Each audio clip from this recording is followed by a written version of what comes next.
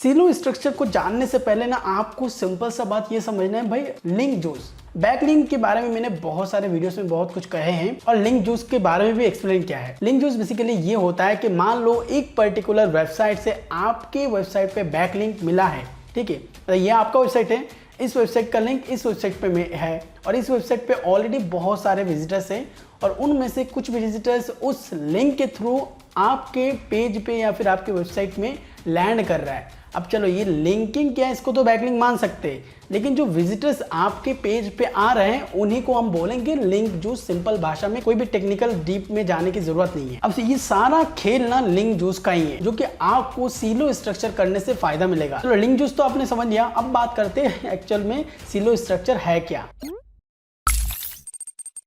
अब आप लोग को स्क्रीन में एक दिख रहा होगा, नॉर्मल मैंने बनाने की कोशिश किया है। ये मान लो एक वेबसाइट है, नॉर्मल हमारा जो ब्लॉग है वो किस टाइप से रहता है भाई, हमारा हेडर फुटर डिजाइन जो कुछ भी हो, जो भी हम आर्टिकल्स डालते हैं वो आर्टिकल सबसे पहले रहेगा, जैसे यहाँ पर दिख रहा है, उसके बाद सेकंड, उसके बाद थर्ड, उसके बाद फोर्थ, ने 10 आर्टिकल या फिर 20 ही आर्टिकल रख लो आप होम पे, और उसके बाद नेक्स्ट पेज करेगा, तब जाके और जितने भी सारे आर्टिकल से वो आएंगे।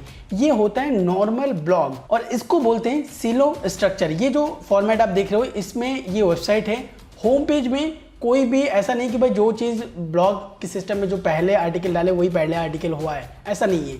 सीलो स्ट्रक्चर का मतलब ये है कि भाई एक ऐसा स्ट्रक्चर वेबसाइट का जहां पर वेबसाइट के होम पेज से ही सारे पेजेस डायरेक्टली कनेक्टेड है। यानी कि जैसे कि ब्लॉग पेज में हमें क्या होता है, यहाँ पर 10 कंटेंट दिख रहा है होम पेज पे, उसके बाद नेक्स्ट पे क्लिक करोगे फिर 10 कंटेंट लोड लेगा, तो यहाँ पर एक पेज का एक्स्ट्रा गैप आ जा रहा है, डायरेक्टली होम पेज से कनेक्टेड नहीं है। तो ये सीलो स्ट्रक्चर नहीं है, ये है एक फ्लैट स्ट्रक्चर। और जैसे ही हम अपने इंपॉर्टेंट आर्टिकल्स को अपने होम पेज के साथ कनेक्ट कर देंगे, वैसे ही हमारा ये एक सीलो स्ट्रक्चर बन जाएगा। अब भाई इस चीज़ की ज़रूरत क्या है, अब मान लो यहाँ पर देखो मेरा एक वेबसाइट है, मेरा ये वेबसाइट है जिसके अंदर मैं ब्लॉगिंग एसईओ वगैरह सिखाता हूँ, ठीक है। अब मेरा ब्लॉगिंग के अंदर कुछ कैटेगरीज है, जैसे कि एसईओ हो गया, बैकलिंक हो गया, how to create a blog हो गया और डिजिटल मार्केटिंग हो गया। ये 4 टाइप के कैटेगरी के ऊपर मैं आर्टिकल लिखता हूँ। मेरा नीश है ब्लॉगिंग के ऊपर, मैं ब्लॉगिंग के अंदर ही सब नीश जो है, सब कैटेगरीज को बोलते हैं, वो 4 मैं कवर कर रहा हूँ। एंड उन चारों में किसी कैटेगरी में 10 कंटेंट है, किसी कैटेगरी में 5 कंटेंट है, किसी के 100 से भी ज़्यादा कंटेंट हो सकता है। लेकिन मुझे जो इंपॉर्टेंट कंटेंट है जिनको मुझे रैंक करवाना, उनको मैं क्या किया, यहाँ पर सिंपल एक टेबल बनाया है, लिस्ट भी बना सकते हो आप, कुछ भी बना सकते हो, और उसको मैंने यहाँ पर how to start a blog नाम का एक हेडिंग दे दिया।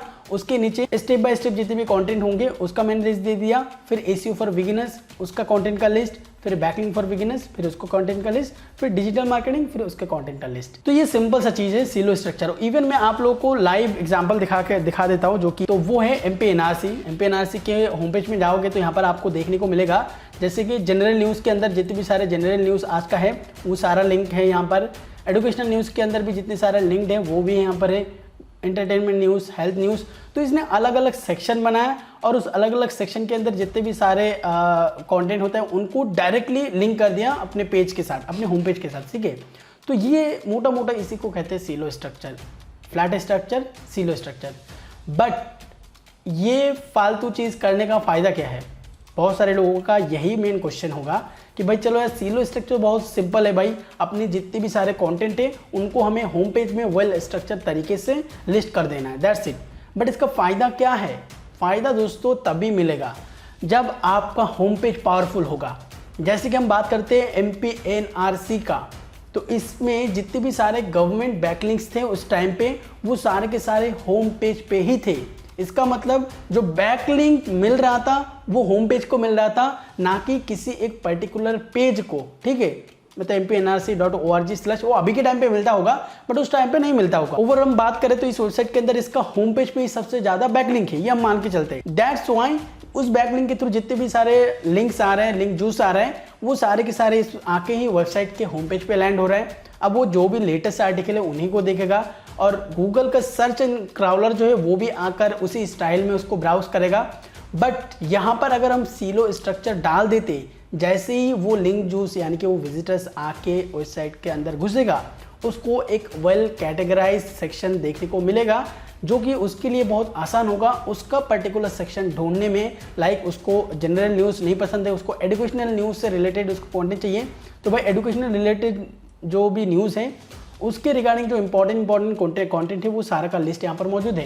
दैट्स वाई उसके लिए वो आसानी होगा। अब ये गया विजिटर्स की बात। मेन जो फायदा मिलता है ना वो मिलता है एसीओ से, यानी कि ये भी एक पार्ट ऑफ एसीओ है जो कि बहुत ही ज़्यादा काम में आता है, बस तभी जब आपके होम पेज पावरफुल हो। क्योंकि गूगल का क्राउलर जैसे ही आपके पेज में आएगा, गूगल हमेशा कहता है कि आपके वेबसाइट का नेविगेशन सिस्टम जितना अच्छा होगा उतना बेहतर यूजर एक्सपीरियंस आपको मिलेगा। डेफिनेटली अगर आप इस तरीके का सीलो स्ट्रक्चर बिल्ड करते हैं अपने वेबसाइट के होम पेज में, तो वो गूगल के सर्च क्राउलर के लिए भी बहुत ही आसान बन जाता है।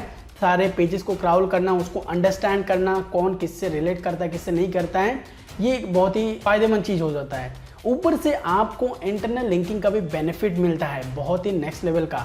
कैसे? देखो मेरे हिसाब से जितना पावर आपके बैकलिंक जनरेट करता है ना, उसका 30 to 40% पावर आपका इंटरनल लिंकिंग जनरेट करता है। यकीन मानो मेरा। जैसे यहाँ पर एजुकेशनल न्यूज़ पे आएंगे तो यहाँ पर नेट एग्जाम सेंटर लिस्ट 2021, इसके अंदर हम जैसे ही जाते हैं तो यहाँ पर देखो और नेट के रिलेटेड जितने भी सारे कंटेंट है उसका यहाँ पर इंटरनल लिंकिंग कर दिया गया है, और ये भी एक पार्ट ऑफ सीलो स्ट्रक्चर है। यहाँ पर नीट का जैसे एक पोस्ट खोला है, बाकी नीट के जितने भी सारे कंटेंट थे इंपॉर्टेंट उन सारे चीज़ों को यहाँ पर लिस्ट इंटरनल लिंकिंग कर दिया गया है। सिंपल हर एक आर्टिकल में जाएंगे तो सब आर्टिकल एक दूसरे के साथ इंटरनल लिंक्ड है, और ये वन ऑफ द एक रीजन है एमपी एनआरसी का जो स्ट्रक्चर है उतना पावरफुल होने का पीछे का। ठीक है, ये एक और बड़ा रीजन है। तो ओवरऑल अगर हम लोग देखें तो फ्लैट अभी के टाइम पे जितने भी सारे आप वेबसाइट ब्लॉग्स वगैरह देखते हैं उसका एक तो होता है फ्लैट स्ट्रक्चर, जैसे कि ये देख सकते हो पहला वाला इमेज, उसके साइड में ही है सिलो स्ट्रक्चर। तो सब होम पेज का ही कमाल है। अब यहाँ पर क्या हो, अगर आपका एक ऐसा वेबसाइट है जिसका होम पेज में ज़्यादा बैकलिंक नहीं है बल्कि पर्टिकुलर पेजेस में सबसे ज़्यादा बैकलिंक्स है, तो उस हिसाब से क्या आपको सिलो स्ट्रक्चर को काम में लेना चाहिए? देखो मेरे हिसाब से तो भाई ना, बिकॉज ये स्ट्रक्चर भी इतना गंदा या फिर इतना गलत नहीं है। ये ब्लॉग स्ट्रक्चर बोला जाता है और सीलो स्ट्रक्चर बेसिकली वेबसाइट के अंदर आ जाता है थोड़ा बहुत। दोनों अपने अपने जगह पर बेस्ट है। चलो होप सो आप सीलो स्ट्रक्चर के बारे में समझ गए होंगे। एकदम सिंपल सा बात है यार, अपने होम पेज को डिज़ाइन करना है, अपने होम पेज को सारे कंटेंट के साथ अटैच कर देना है, उसको रेगुलरली अपडेट भी करता रहना है नए नए कंटेंट के साथ, और उस कंटेंट के अंदर भी आपको इंटरनल लिंकिंग यानी कि सीलो स्ट्रक्चर को इंप्लीमेंट करना है। That's it. कैसे लगा वीडियो नीचे कमेंट बॉक्स में बताना। मिलता है अगले वीडियो में, तब तक के लिए गुड बाय।